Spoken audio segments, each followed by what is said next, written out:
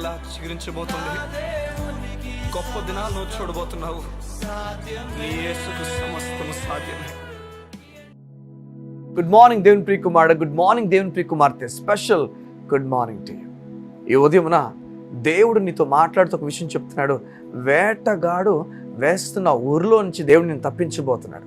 వేటగాడు ఏ ఊరైతే నీ పట్ల వేస్తున్నాడో, వేటగాడు ఏ విధంగా నేను పట్టాలను చూస్తున్నాడు, నీ జీవితాన్ని పాడించని చూస్తున్నాడో, ఆ వల నుంచి దేవుడిని నీ ఉదయాన్ని విడిపించబోతున్నాడు. ఎంత గొప్ప సంతోషమైన మాట. చూడండి, ఈరోజు కోర్ట్ కేసెస్ అని, లేకపోతే జీవితంలో నీపైన లేనిపోని కేసెస్ పెట్టిన వారు చాలామంది ఉన్నారేమో.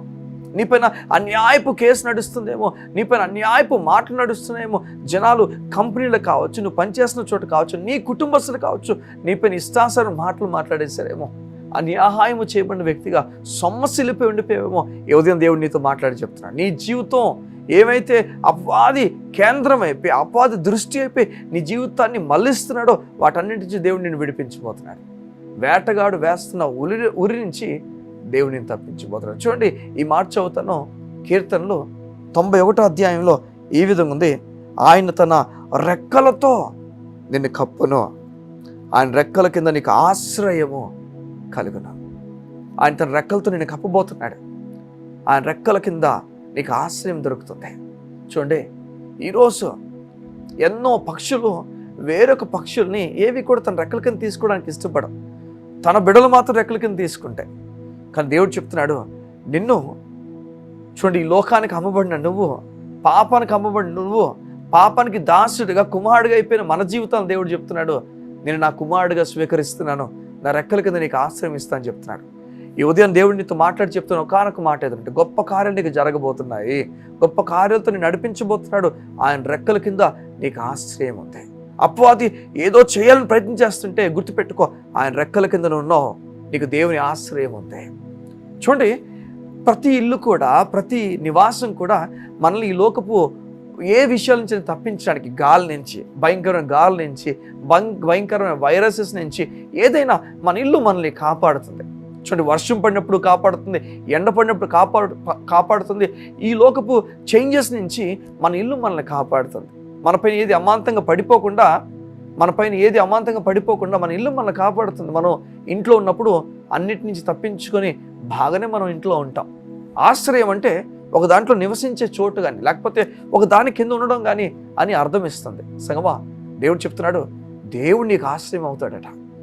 నువ్వు దేవుని కింద, ఆయన రెక్కల కింద నివసించబోతున్నావు.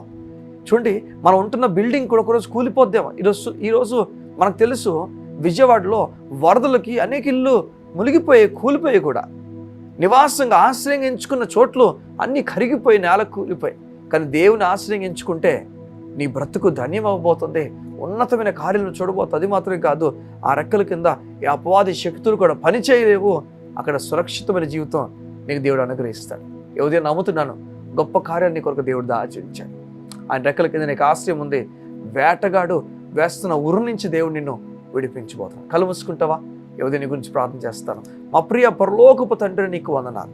నీ బిడ్డలు ఏ విషయంలో కూడా దిగులు పడాల్సిన పని లేదని చెప్తున్నావు. నీ మాట ధైర్యం వారు కలుగు చేస్తున్నావు, నీకు స్తోత్రాలు.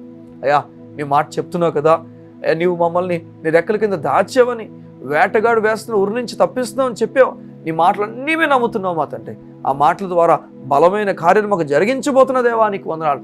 మహాశక్తి గల నీ నామం బట్టి నీకు స్తోత్రాలు. నీ నామముకున్న గొప్ప శక్తి వల్ల మా జీవితాలను కట్టమని అడుగుతూ, జీవితాలను బాగు చేయమని అడుగుతూ, మమ్మల్ని కాపాడుతూ, నీవు ఆశ్రయమే మా జీవితాన్ని బలపరిచి నడిపించమని అడుగుతూ యేసయ్య నామమున ప్రార్థించుచున్నాము తండ్రి. ఆమేన్, ఆమేన్, ఆమేన్. ఈ ఉదయం దేవుడు నీతో మాట్లాడు మరొకసారి చెప్తున్నాడు, గొప్ప కార్యాలు నీకు జరగబోతున్నాయి. నెమ్మది కలిగి ఉండు, నెమ్మదితో ముందుకు వెళ్ళు. దేవుని కార్యాలను చూడబోతున్నాం. God bless you. See you tomorrow.